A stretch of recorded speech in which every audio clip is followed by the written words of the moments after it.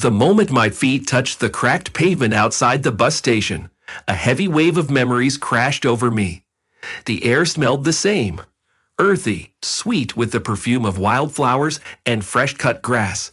It was a scent I used to love, a reminder of lazy summer afternoons and innocent laughter. But now it carried something else, something bitter. It reminded me of what I had lost, of what I had left behind. I stood there, clutching my worn leather suitcase, staring down the familiar road that led back into the heart of the village. I had replayed this moment in my mind 1,000 times over the past year. Returning, facing them all again. The village, my past, and most of all, him, Ethan. But I wasn't that naive girl anymore. I'd had to grow up fast after everything that happened. And yet, even with all my resolve, there was a knot of anxiety twisting in my gut as I took my first steps back into the place that had once been my home. I passed the general store where a few women stood clustered together like a flock of birds, whispering and casting sideways glances in my direction. One of them, Mrs. Horner, the village's self-appointed town crier, narrowed her eyes when she saw me. Her lips pursed into a thin, venomous line. "Look who finally decided to come back," she muttered, loud enough for me to hear.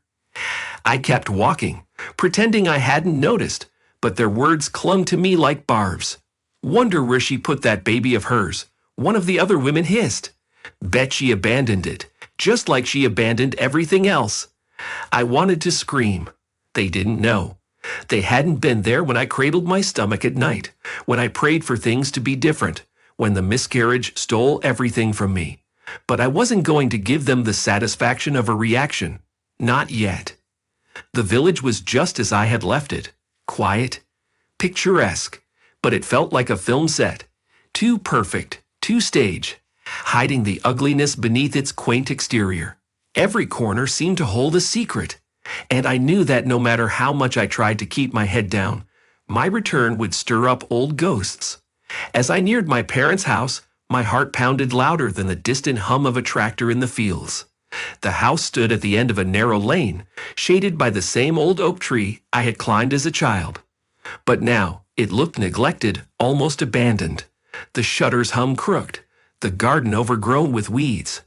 I could barely see the path leading to the front door. The key shook in my hand as I tried to fit it into the lock. The rusted metal resisted at first, as if the house itself was reluctant to welcome me back. With a hard twist, the door finally creaked open, revealing the dusty, stale air inside. It smelled of disuse and memories best forgotten. I stepped inside, closing the door behind me with a soft click. The silence was suffocating, but I was too exhausted to care. I dropped my suitcase on the wooden floor, dust billowing up around it, and walked into the living room where the portrait of my parents still hung above the mantel.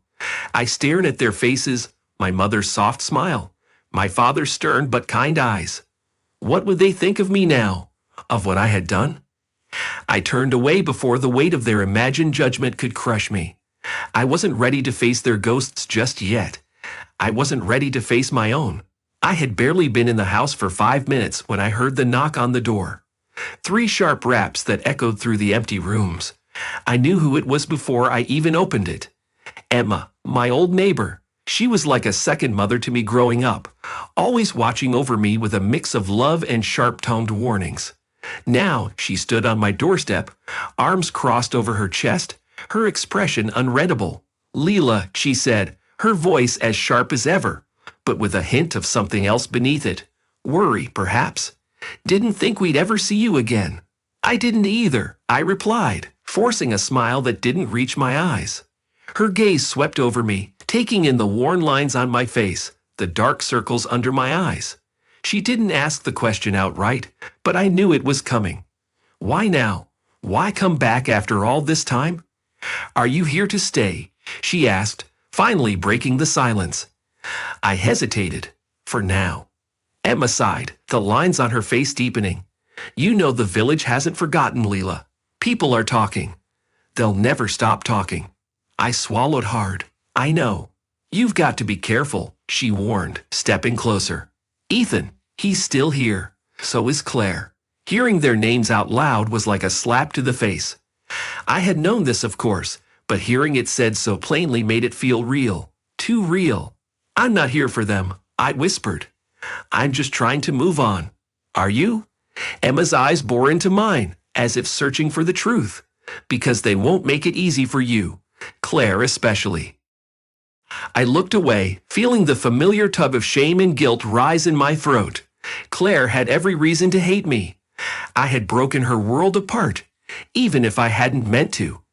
Even if I had been broken myself. But it wasn't just Claire. The whole village would want their pound of flesh. They would watch me, judge me, waiting for me to slip, to fall. I took a deep breath and looked Emma square in the eye. Let them talk. Let them think what they want. I'm not here to fight.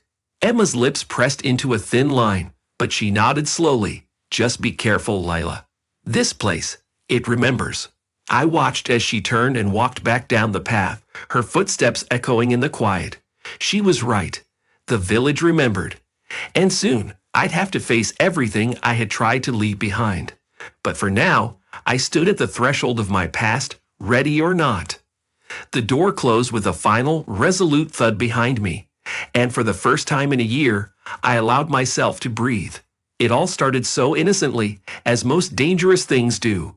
Ethan had been my best friend since childhood, and that bond we shared, stronger than most siblings, deeper than any friendship I had ever known, was what kept me anchored in those dark months after my parents died. He was the only person who saw through the mask of strength I wore for the village, the only one who knew how close I was to breaking. At first, it was just small things. Late-night phone calls, secret walks along the riverbank where no one could see us. Ethan had always been my rock, even when life pulled us in different directions. He married Claire, settled into a routine, while I tried to build a life of my own. But after my parents' deaths, I found myself drifting back to him, seeking comfort in the only place that had ever felt safe. I convinced myself it was platonic, that our connection was nothing more than friendship. But something had changed, something subtle yet undeniable. We both felt it, but neither of us said a word. Not yet. I remember the first time it became more. It was late. I had spent the entire day at the cemetery, staring at my parents' graves, wondering how I was supposed to keep going when they were gone. I didn't know where else to go, so I went to Ethan's house, like I had done so many times before. Only this time, everything felt different. He opened the door, his face softening when he saw me standing there, soaked from the rain that had started falling on my walk over. Without a word, he stepped aside and let me in. The warmth of his home hit me first, the smell of freshly brewed coffee, the quiet hum of the heater. It was everything my house wasn't. Alive, comforting, a reminder of how cold and empty my world had become. "Claire's gone to visit her parents," he said, his voice low, as if even speaking her name out loud would break something between us. I nodded, feeling the tension crackle in the air between us. I knew I shouldn't be there, not like this. But at that moment, I didn't care. I needed him, needed someone to hold me together before I crumpled entirely. We sat in silence for a while, the space between us shrinking with every second. Ethan poured me a cup of coffee, his hand brushing against mine as he handed it to me. And that small touch, it was like a spark that lit the fuse. My heart pounded in my chest, and I could see it in his eyes too, the way his gaze lingered on me just a second too long. "I don't know how to do this without them," I whispered, more to myself than to him. "I feel like I'm drowning." He set his coffee down and reached for my hand, squeezing it gently. "You're not alone, Leela. You've never been alone. I'm here." I looked at him, really looked at him, and for the first time, I saw the depth of his loneliness too. Claire was always away, visiting family, busy with social events, drifting further from Ethan with each passing day. They were together, but they weren't in love. Not anymore. Maybe they never were.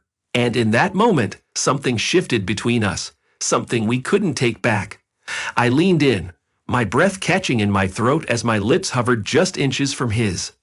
I shouldn't have done it. I knew it was wrong, but when his hand moved to cup my cheek, pulling me closer, every rational thought disappeared. Our first kiss was slow, tentative, as if we were both testing the waters, afraid of what we were about to unleash. But once our lips met, there was no turning back. It was like a dam breaking, years of suppressed emotions flooding to the surface, drowning us both in the intensity of it all. Ethan's arms wrapped around me, pulling me against him, and in that moment, nothing else mattered. Not Claire, not the village, not the inevitable fallout that would come from this. There was only us, two broken people clinging to each other in the dark. We spent the night together, tangled in sheets and whispered confessions, our hands exploring every inch of each other as if trying to memorize the feel of this moment, knowing it couldn't last. The guilt came later, creeping in like a slow poison. But in those hours, there was only us. It felt like the world outside had ceased to exist. By morning, the gravity of what we had done began to settle in. The sun was just starting to rise, casting a soft golden glow through the curtains, and as I lay beside him, reality came crashing down.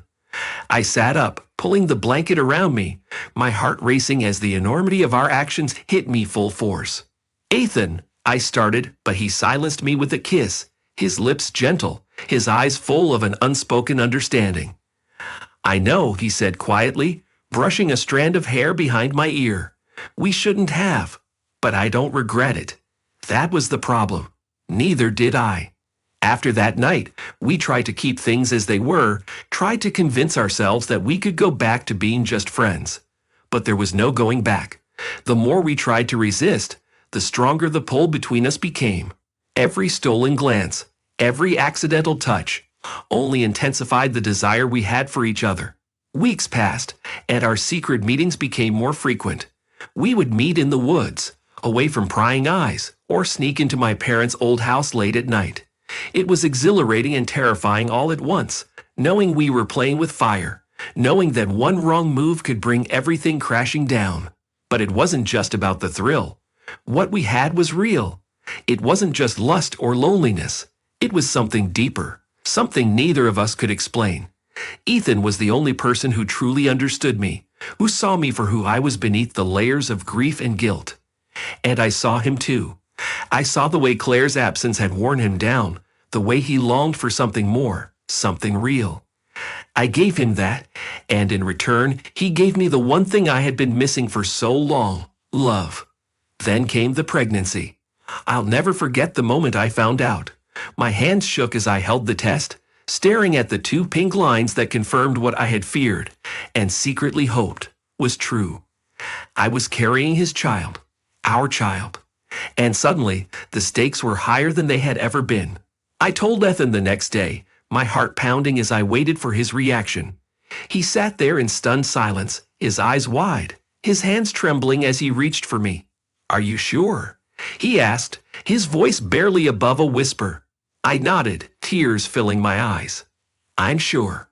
For a moment, I saw something flicker in his eyes, hope, maybe even joy, but it was quickly replaced by fear. "Leela, I don't know what to do." "Neither do I admitted. "But we'll figure it out. Together." But it wasn't that simple. The village wasn't kind to people like us. People who broke the rules, who defied the carefully crafted image of perfection everyone clung to. And when word got out, as it inevitably did in a place like this, the scandal exploded. Claire found out.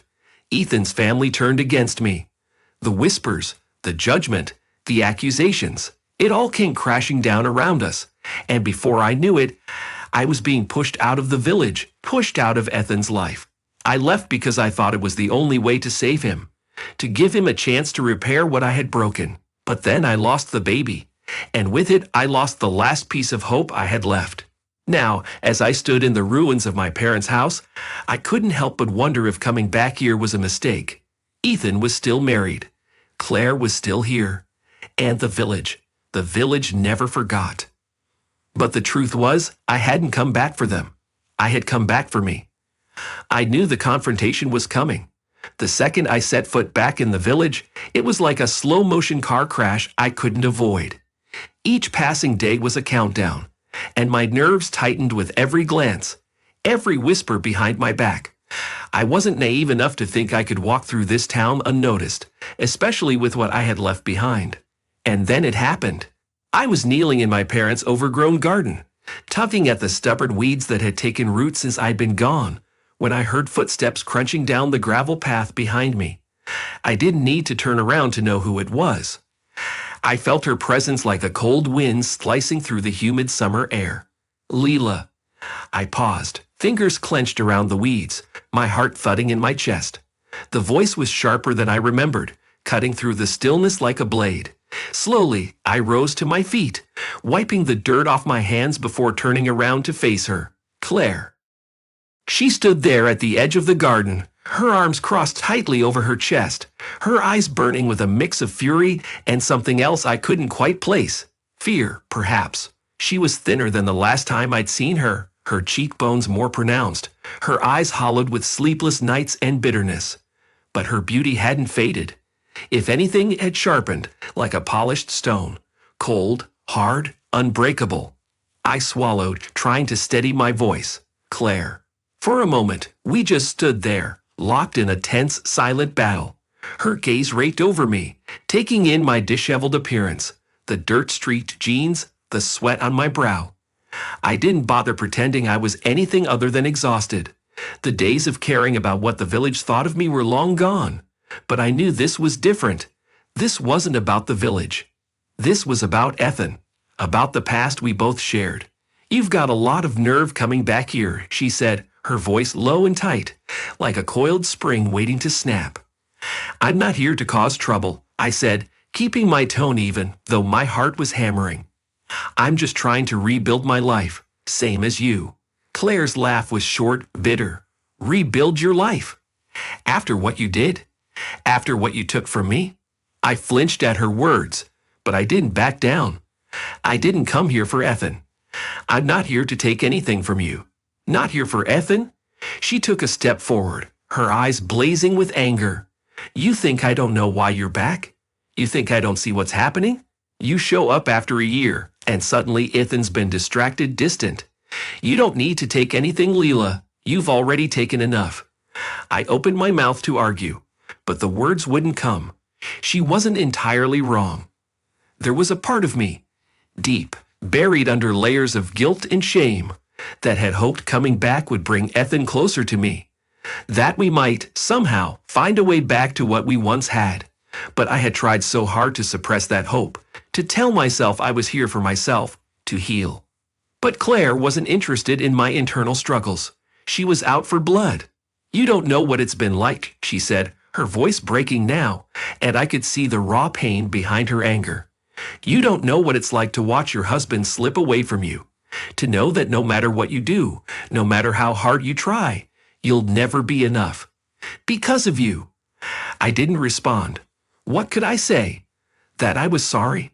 That I hadn't meant for any of this to happen? It would all sound hollow, meaningless.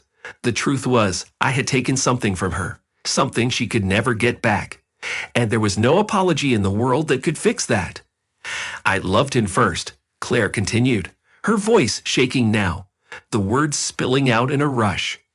I married him. We were supposed to build a life together. And then you, she stopped, choking on the words, tears brimming in her eyes, though she fought to hold them back. You ruined everything. I wanted to feel angry, to push back and defend myself, but all I felt was sadness. Sadness for her, for Ethan, for the mess we had all become. Claire, I didn't mean for any of this to happen. Don't. She cut me off sharply. Don't you dare pretend you're innocent in all of this. You knew exactly what you were doing. You knew he was married. But that didn't stop you, did it? Her words stung, each one landing like a slap across my face. But I couldn't deny the truth. I had known. I'd known he was married, and yet I hadn't stopped. We hadn't stopped. And now we were all paying the price. Claire took another step forward, her eyes locking with mine, and for the first time, I saw the full weight of her pain. It wasn't just anger. It was desperation. She wasn't just fighting for Ethan. She was fighting for her entire life, for the future she thought she was supposed to have. I don't want him anymore, I said quietly, the words tasting like ash in my mouth. I don't love him like that anymore. Claire stared at me, her chest heaving as if she didn't believe me, as if she couldn't believe me. You think that matters now. You think that changes anything. I'm not here to hurt you, I said, and for the first time, I meant it. I'm not here to destroy your family. I just want to move on. Her face twisted into something between disbelief and contempt.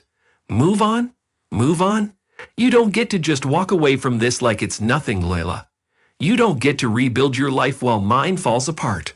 I felt the knot in my throat tighten, but I forced myself to stand tall. I wasn't the same woman I had been when I left this village. Life had hardened me, made me stronger.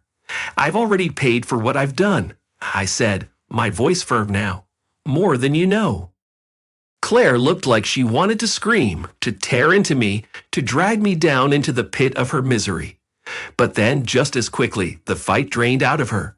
Her shoulders sagged, and she stepped back, a hollow, defeated look in her eyes. He still thinks about you, you know, she said quietly, her voice thick with exhaustion. He'll never say it, but I see it in the way he looks at me. He's not mine. Not really. He's still yours. The words landed like a punch to the gut. I wanted to deny it, to tell her she was wrong. But deep down, I knew she wasn't. Ethan and I had shared something that couldn't be erased, no matter how much time had passed. But I also knew that whatever we had, it was over. It had to be. Claire, I said, my voice softening, I'm not a threat to your marriage. You have to believe me. She shook her head, tears finally spilling down her cheeks. It's not about you, Leela. It's about him. He'll never be yours, but he'll never truly be mine either. I stood there, watching as she turned and walked away, her shoulders hunched, her steps slow and heavy. The garden felt colder, quieter without her anger hanging in the air. But the chill in my bones remained. She was right. No matter how much I tried to distance myself, no matter how much I tried to move on, there would always be a part of Ethan that was still mine. And that, more than anything, terrified me. I turned back to the weeds, kneeling down once more, my hands trembling as I gripped the roots and yanked them from the earth. The fight wasn't over. It had only just begun. Ethan stared at the ceiling of his dimly lit bedroom, the soft glow of moonlight filtering through the curtains. The weight of the silence pressed down on him like a thick blanket, and next to him, Claire lay motionless, her back turned to him as always. He could hear her shallow breathing, the slight tremor of her chest. There was a time when that sound, the simple rhythm of her breath, was enough to soothe him, to remind him that he wasn't alone. But now, it only served as a reminder of the gulf that had grown between them, a gulf that felt impossible to cross. He shifted uncomfortably, his mind wandering back to the events of the past few days. Leela was back. After all this time, after everything that had happened, she had returned. The moment he saw her again, standing outside the old grocery store, 1,000 emotions crashed over him. Emotions he had buried deep for the sake of his marriage, for the sake of his daughter. But no amount of pretending could erase the truth. Layla's return had shaken something loose in him, something he had worked so hard to suppress. Claire stirred beside him, her body tense even in sleep, and Ethan felt the familiar pang of guilt. He had tried to love her. He had tried to be the husband she deserved, the man she needed. But the truth was, he had never really belonged to her. Not completely. His mother had made sure of that. Ethan's mother, Margaret, was a force of nature. From the moment he was old enough to understand, she had been grooming him, pushing him toward the life she believed he should lead. Marriage to Claire had been her idea, not his. Claire came from a good family, respectable, well-off, everything Margaret wanted for her son. And Ethan, dutiful and eager to please, had gone along with it, convincing himself that love would follow, that he could make it work. But love had never come. Not the way he had hoped. Not the way it had with Leela. He had never told Claire about Leela. Not the whole truth anyway. She knew about their childhood friendship, about how close they had been, but she didn't know the rest. She didn't know how Leela had been his first real love, the girl he had spent years pining after, even when they had drifted apart, and when Leela had come back into his life after her parents died. That spark, that connection, had been impossible to ignore. Ethan sat up in bed, running a hand through his tousled hair. Sleep was impossible, his mind too tangled in the memories of what could have been. He thought about that night. The night he and Leela had crossed the line from friends to something more. He had tried to resist, to remind himself that he was married, that he had responsibilities, but the moment her lips touched his, every ounce of restraint had evaporated. They had been two lost souls clinging to each other in the darkness, and for the first time in years, Ethan had felt alive. But the guilt had come later, crashing down on him like a wave. He had sworn it was a mistake, that it wouldn't happen again. But deep down, he knew it wasn't just about physical attraction. What he had with Leela was something far more dangerous. It was love. And that love had never really gone away.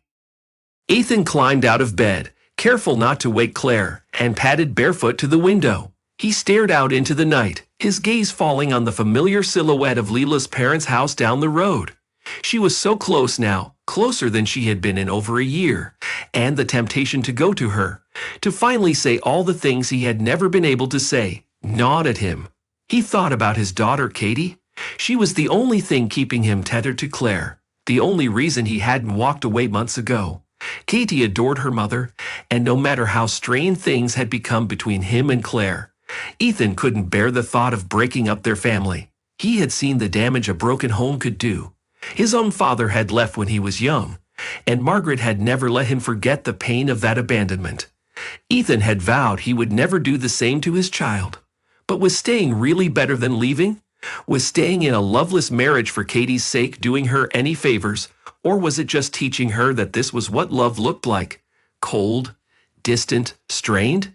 He remembered the fight they had just a few nights ago, after Claire had come home drunk again. It wasn't the first time. Lately, it seemed like every other night she was reaching for the wine, trying to numb the pain she refused to talk about. Claire wasn't blind.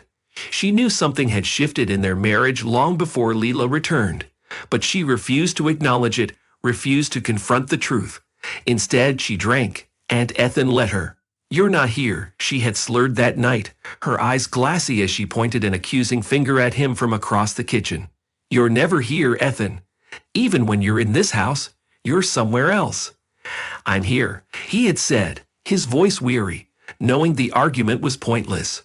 "No, you're not," she had snapped, her voice rising. "Your body's here, sure. But your mind? Your heart? They're with her, aren't they?" He hadn't answered. What could he say? Claire wasn't wrong. The kitchen had fallen into a thick silence, the air between them heavy with unspoken truths. Claire had turned away, pouring herself another glass of wine, her back rigid with anger and hurt. "I didn't want it to be like this," she had whispered, almost to herself, as if the admission was too painful to speak out loud. "I thought we could make it work. I thought." But there was nothing left to say. They both knew it. The marriage had been over long before Leela returned. Ethan pressed his forehead against the cool glass of the window, his breath fogging up the pain. He could still picture Leela's face, the way her eyes had lit up when they were younger, full of life and hope. She had always been different from the other girls in the village. Wild, untamed, with a fire in her that had drawn him in from the moment they met. He had loved her for so long, even when he hadn't been able to admit it to himself. But now, everything was different. They were older, more damaged, burdened by choices that couldn't be undone. And yet, despite it all, Ethan couldn't stop thinking about her. He couldn't stop wondering what might happen if he walked down the road to her house, knocked on her door, and told her everything. How he still loved her, how he had never stopped loving her, how he wished he had been brave enough to fight for her before everything went so wrong. But there was Katie, and there was Claire, and there was the suffocating weight of his mother's expectations, always looming over him like a dark cloud. Margaret had practically engineered his life, steering him toward marriage, toward the future she believed was right for him. And he had gone along with it, because defying her had always seemed impossible. Margaret was a force you didn't fight, you simply endured. But Leela had always been his one act of rebellion, the one thing he had done for himself, for his own heart. And now she was back, standing at the edge of his life, offering him the chance to make a different choice. Ethan turned away from the window, his pulse racing as the thought of Leela consumed him. Could he really do it? Could he walk away from the life he had built, the life that had been chosen for him, and finally go after what he wanted? Or was it too late? Claire stirred again in her sleep, mumbling something incoherent before settling back into the pillow. Ethan watched her for a moment, his heart heavy with the knowledge that he didn't belong here. He never had. With a sigh, he slipped out of the room and quietly made his way downstairs. The house was dark, the only sound the faint creak of the floorboards beneath his feet. He poured himself a glass of water, staring down at the clear liquid, as if it held the answers to the mess his life had become. Then, without thinking, he grabbed his keys from the counter and headed for the door. It was time to stop pretending. Time to confront the truth he had been running from for far too long. Leela had come back, and this time he wasn't going to let her slip away. The air felt different that morning. Lighter, maybe. As if the oppressive weight that had hung over me since I returned to the village had finally lifted. The gossip, the judgment, the sideways glances. It all seemed distant now, like echoes of a life I was leaving behind. For the first time in a long time, I wasn't afraid of what the day would bring. I sat in the small kitchen of my parents' house, the scent of freshly brewed coffee filling the room, mingling with the aroma of toast burning slightly in the toaster. I should have checked it earlier, but I was too lost in thought. Today was a day of decisions, of turning the page on a chapter of my life that had been filled with so much heartache. And as I waited for Ethan, my mind buzzed with 1,000 unspoken possibilities. The night before had been a blur of emotions. When he had shown up at my door, looking more vulnerable than I had ever seen him, I knew something had shifted in him. He had stood there, drenched from the rain, his eyes wide and searching, like a man teetering on the edge of a precipice, unsure if he should jump or retreat. "I can't do this anymore," he had said, his voice raw, barely above a whisper. "I can't keep pretending." I hadn't needed to ask what he meant. I could see it in his face, the weariness, the regret, the yearning for something more. He was done living the lie, done pretending that the life he had with Claire was anything more than a hollow shell. But the weight of that decision hung heavy in the air between us, and neither of us had been ready to say what came next. Now, as I stared out the window at the early morning light filtering through the trees, I felt that same weight pressing down on me. Ethan was coming, and today we would decide whether we had a future together, or if this was where we finally said goodbye. A knock on the door startled me from my thoughts. My heart leaped into my throat as I stood, my palms suddenly clammy. I wiped them on my jeans and crossed the room, opening the door to find Ethan standing there, looking every bit as conflicted as he had the night before. His dark hair was tousled, and his shirt wrinkled as if he had barely slept. Maybe he hadn't. Neither had I. "Morning," he said softly, his eyes scanning my face for any hint of how this conversation would go. "Morning." I stepped aside, letting him in.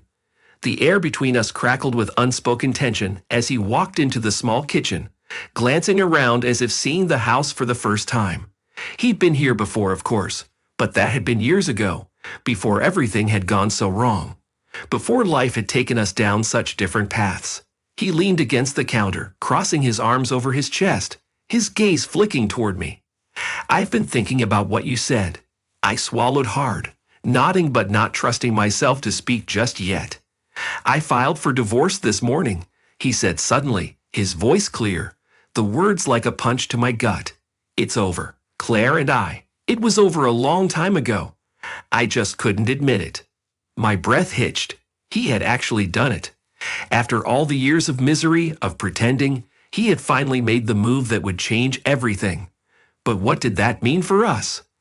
"I should feel guilty," Ethan continued, his brow furrowing as he spoke. "But I don't. Not anymore. I've spent too many years living a life that wasn't mine, trying to be someone I'm not, all because it was what everyone expected of me." He paused, his eyes meeting mine, and I saw something in them I hadn't seen before. Determination. Confidence. The fear was still there, but it was buried under layers of something stronger, hope. "I want more of Leela," he said, his voice steady now. "I want a life that's real. I want a life with you." The words hung in the air, suspended between us, and for a moment, I didn't know how to respond. I had waited so long to hear him say those things, to finally admit what we both knew, that we belonged together. But now that the moment had come, the weight of that reality settled over me like a heavy cloak. "You're sure?" I asked, my voice barely above a whisper, "because once we do this, there's no going back." He smiled, a small sad smile that didn't quite reach his eyes. "I'm sure. I've never been more sure of anything." I let out a shaky breath, relief and fear warring inside me. This was it. This was the moment I had dreamed of and dreaded for so long. Ethan had chosen me, but the enormity of that choice was overwhelming. We weren't the same people we had been before. We were older now, more damaged, with lives that had been fractured by pain and loss. But maybe that was why we could make it work, because we had already survived so much. "What about Katie?" I asked, the guilt gnawing at me even as I spoke her name. Ethan's daughter was innocent in all of this, and I couldn't bear the thought of tearing her world apart. Ethan's expression softened. "Katie will be fine. She's resilient like you. I won't leave her, Leela. I'm not abandoning my daughter. But I can't stay in a marriage that's killing me. Claire and we've been living a lie for so long, and it's not doing Katie any favors. She deserves to see what real love looks like." His words hit me like a wave, and for the first time, I felt a spark of something I hadn't felt in years. Hope. Maybe this was possible. Maybe we could build something out of the wreckage of our past. I stepped closer to him, my heart racing as I reached for his hand. His fingers closed around mine, warm and steady, and I felt the tension between us melt away. "We've hurt a lot of people," I said softly, "and I don't know if we can ever make it right, but I'm willing to try. If you are." He nodded, his grip on my hand tightening. "We'll take it slow," he said, "one step at a time. But I want this, Leela. I want us." The weight that had been pressing down on me for so long lifted, replaced by a sense of calm I hadn't known I was capable of feeling. It wasn't going to be easy. The village would talk, Claire would rage, and there would be fallout. But for the first time, I didn't care. The only thing that mattered was the man standing in front of me, the life we could build together, free from the ghosts of our past. "We'll make it work," I said, a smile tugging at the corners of my lips. "We'll figure it out." Ethan's eyes lit up with a mixture of relief and joy, and in that moment, I knew we had crossed a threshold. There was no turning back. He leaned in, his lips brushing against mine in a kiss that was both tender and filled with promise. It wasn't rushed or desperate like before. This was something else, something deeper. It was the beginning of something real. When we finally pulled away, we stood there in the quiet kitchen, wrapped in each other's arms, the world outside fading into the background. "What now?" I asked, my voice soft. Ethan smiled, his eyes twinkling with a newfound sense of freedom. Now we live, together. And for the first time in what felt like forever, I believed we could.